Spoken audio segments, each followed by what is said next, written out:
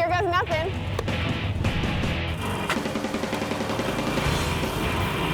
This is a ride I'm really going to enjoy.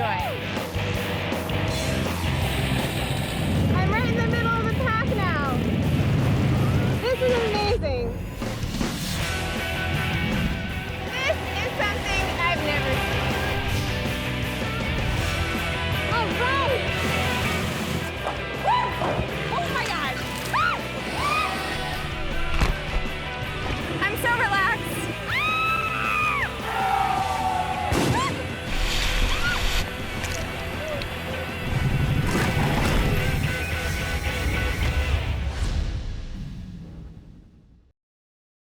I would consider myself pretty awkward when it comes to shooting any kind of martial arts scenes, and I've had a few throughout all the seasons of Ride and Seek. Twist, twist, twist. One, no, just relax. I know. I told you will not harm you. Okay, relax. Stop.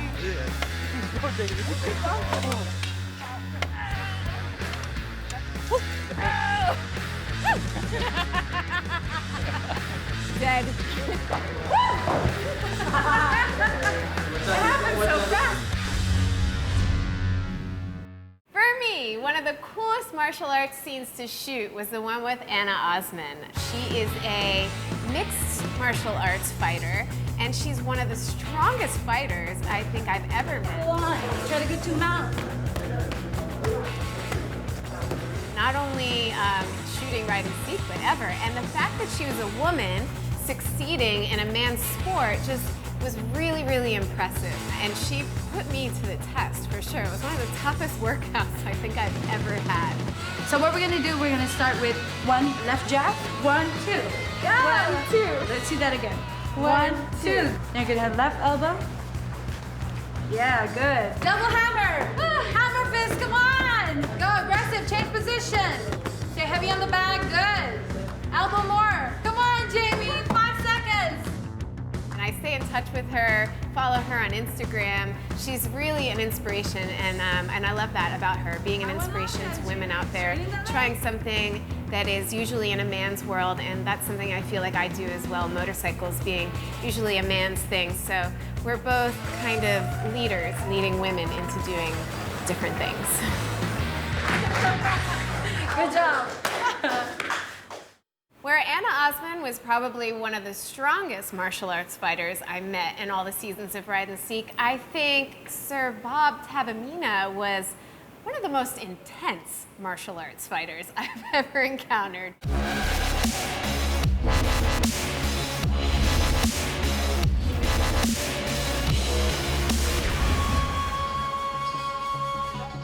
One of the things that was intimidating about Sir Bob was just his voice. It was so deep and intense.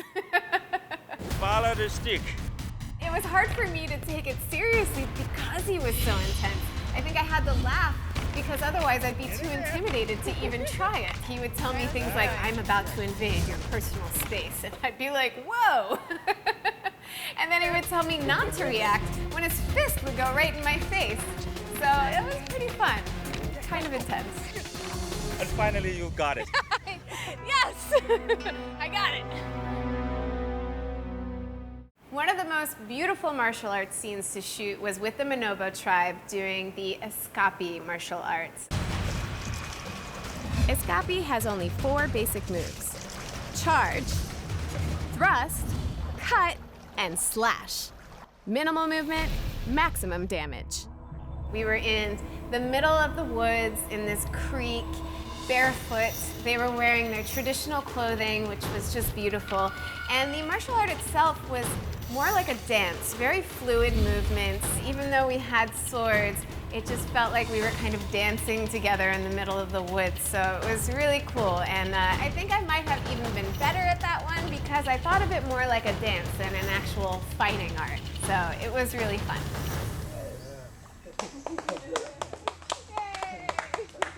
One of the biggest fighting scenes on Ride and Seek was seeing the Battle of Mactan.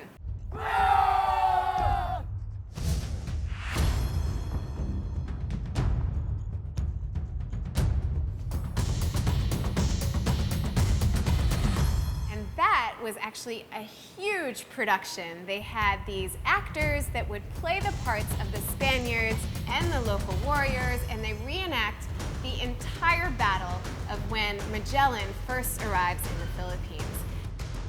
One Spaniard left, and he's down. I learned about the story of the battle, which initially was when the Spaniards came, Magellan asked permission for them to come onto land, but Lapu-Lapu said, get out of here. So the Spaniards said, we don't care what you say, we're still coming on. So they got off the boat and the battle ensued, and the local warriors won. And I got to take part in that huge production. Here I am with Team Filipinas. Let's see if I can be a good sidekick to Lapu-Lapu here. It was difficult for me not to smile during the whole thing because it was so much fun. But the warriors all had these very serious faces on, and they walked me through everything from learning how to fake a fighting scene while being shot. Okay, let's take it. Okay, so let's just do that action. Guys, keep fighting. Okay, ready?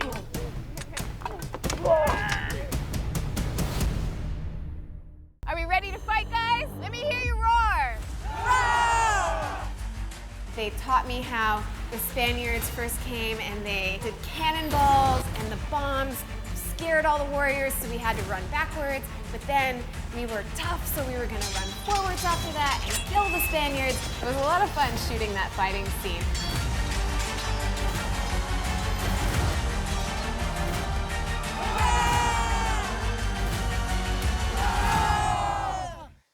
And what you don't see on the show is that after doing all of that, we actually got to see the real production. They put on the full performance for us. There is a huge celebration, traditional dance, bonfire, the works, everything. It's really, really cool to see it.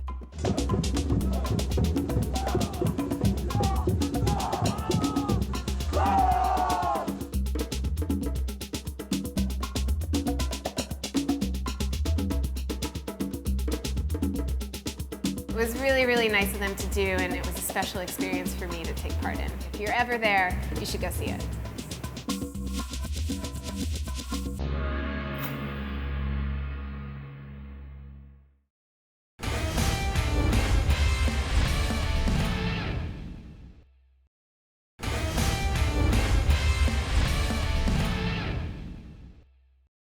Another reason I would be excited to go shoot at the beach would be because it also meant a lot of time that I would be scuba diving as well.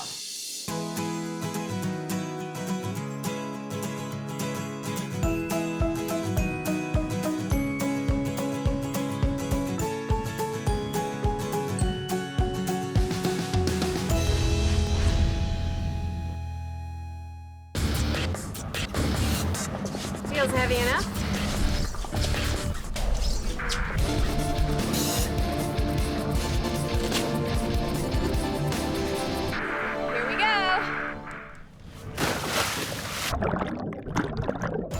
I've always been an avid scuba diver, which I've gotten from my mother. When I was 12 years old, she's actually an instructor, and she taught me how to dive, and my brothers as well, and we would take family dive trips. Most of the time we would do this in the States, off the coast of New Jersey. The most exotic place I'd ever been to before was Bali, which was beautiful, but this time around, I got to actually experience the Coral Triangle, and not just one side, but two sides.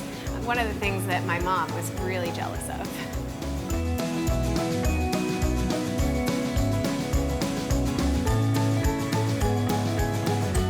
One of the sides of the Coral Triangle in particular was crystal clear.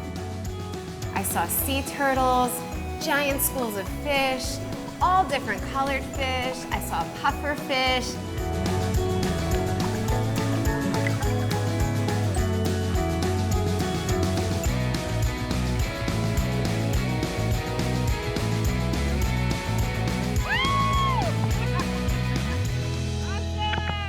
Another really interesting time in the water on Ride and Seek was when I met the sea nomads.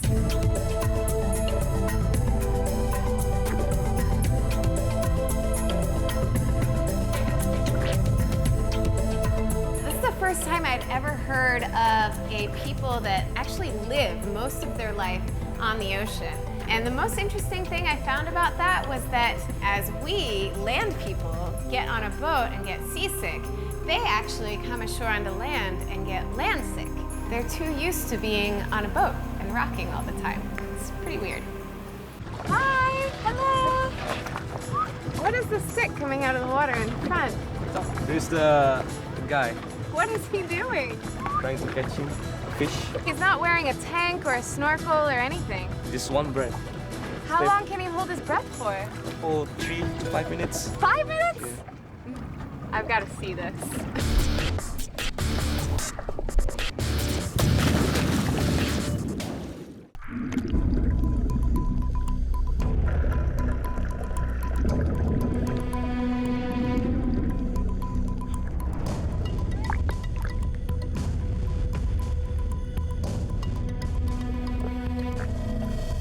You're so fast. I want to see what you got.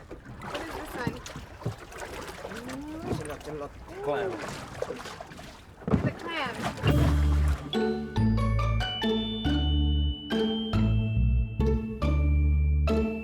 Looks delicious. Not really. When I was in Don Sol in season 3, I actually got a chance to swim with whale sharks.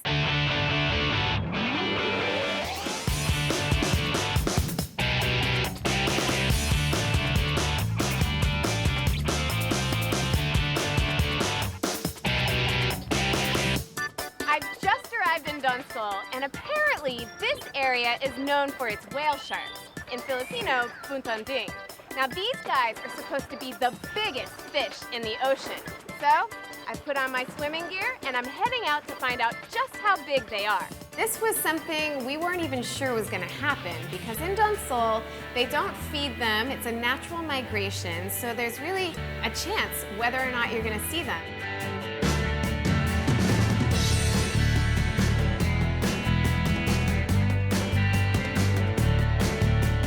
These guys are big, but they're also apparently fast, so you have to be ready.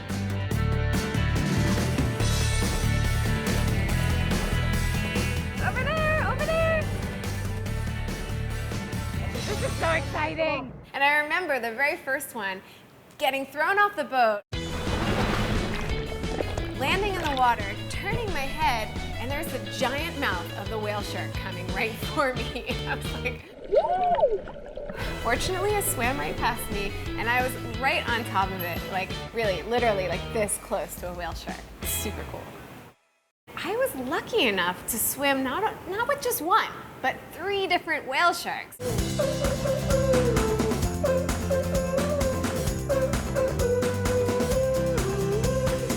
When I posted photos of this on my Facebook page, my mom went nuts. She was so jealous.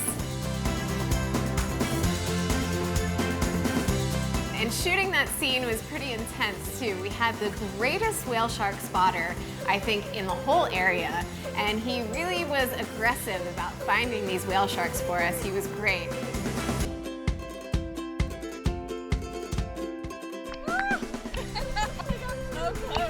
Really, some of the most amazing diving in the world has been on Ride and Seek.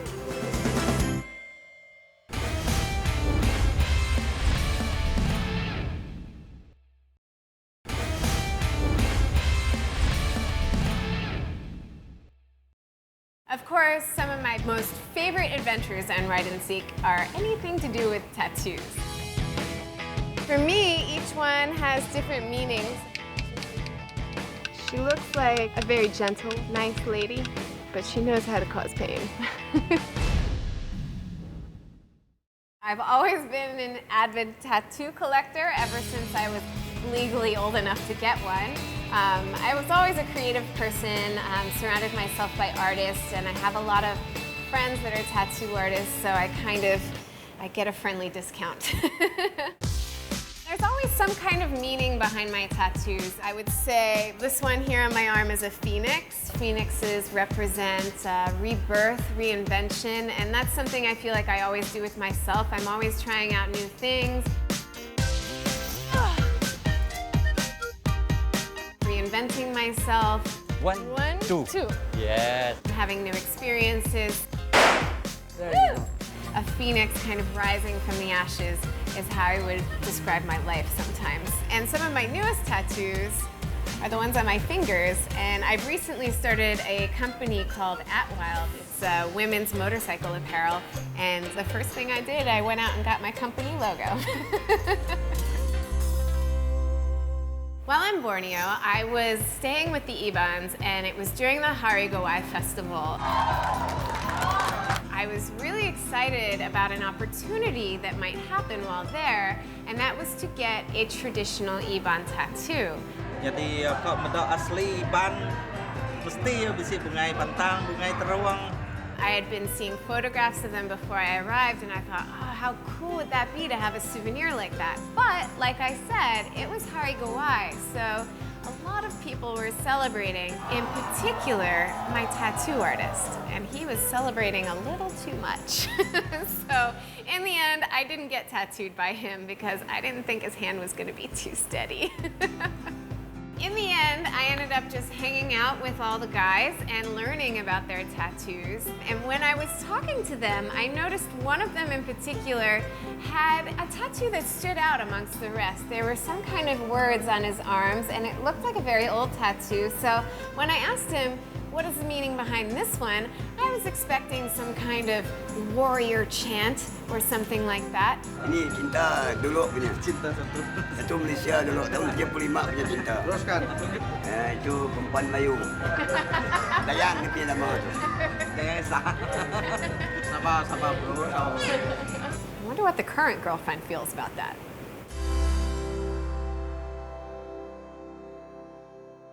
While season 3 was in the works, I got an email from the director while I was in Los Angeles asking would I be open to getting a traditional tattoo.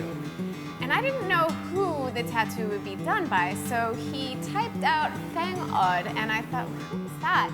And when I looked her up online, I was like, oh my gosh, I've seen her work before, I've seen photos of her before. I had no idea that this is who I might be meeting, so I wrote back, heck yeah. Get me there, I want to get a tattoo. After shooting for about 30 days on the road, we got to a point where we could no longer go on wheels any further, and to get up to Buscaland, where Whang-od lived, we had to take a 2-hour hike uphill with all of the camera equipment. Well, I didn't carry the cameras. It was a pretty intense hike for all of us. Whew. We were sweating and out of breath by the time we got to the top. Once we got up there, though, the view was amazing.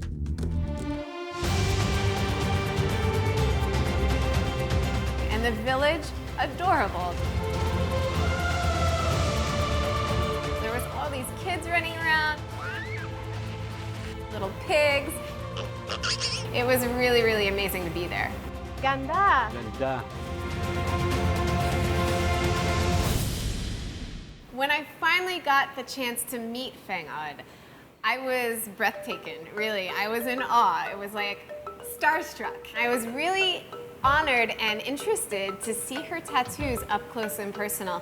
And I think she was interested in seeing mine as well. We got to sit down next to each other and have our tattoos side by side, seeing the differences between the tap-tap tattoo and the machine tattoo. And I think she was really interested to see all the different colors of my tattoo. We had to have a translator in between us because she speaks only the local dialect. If you want to make centipede, I will make now. And me, well, even my Tagalog is not that good. No crying. No woman. Oh, no we crying. started already. I wasn't quite prepared for that. I'd always been really interested in getting a traditional type of tattoo with the hand tap or batok. The tools are very simple, just bamboo, a large thorn, charcoal, and some water. Getting tattooed by Whang-od, first of all, she's 96 years old, and you would think that maybe her arms aren't strong enough to do the tapping. That woman has some strength. She looks like a very gentle, nice lady. but she knows how to cause pain. Because you really feel like she's pounding away at you. As far as the level of pain though, it really wasn't that painful. There was a lot of pressure from the pounding, she's kind of hitting, but it doesn't feel like the needle scraping through the skin like it does with a machine. The weird thing is though, when I look back at the footage, you can see the thorn going into the skin and then coming out and like the skin kind of sticking to it and pulling a little bit, and it looks really gross. When I showed it to all my friends back home, they were like, ah! It's really weird to look at it later from that angle. To be honest, I was a little unsure that it was the cleanliest way of doing things. I mean, it really was like raw and natural, but it's all very organic. My tattoo healed up very nicely, and as far as getting the tattoo, I thought it would be really painful, but honestly, it wasn't as painful as getting a machine tattoo. So the experience of doing it was really kind of cool. And not only did I get a tattoo, but for solidarity, most of the members of the crew also got tattooed as well. You don't see that.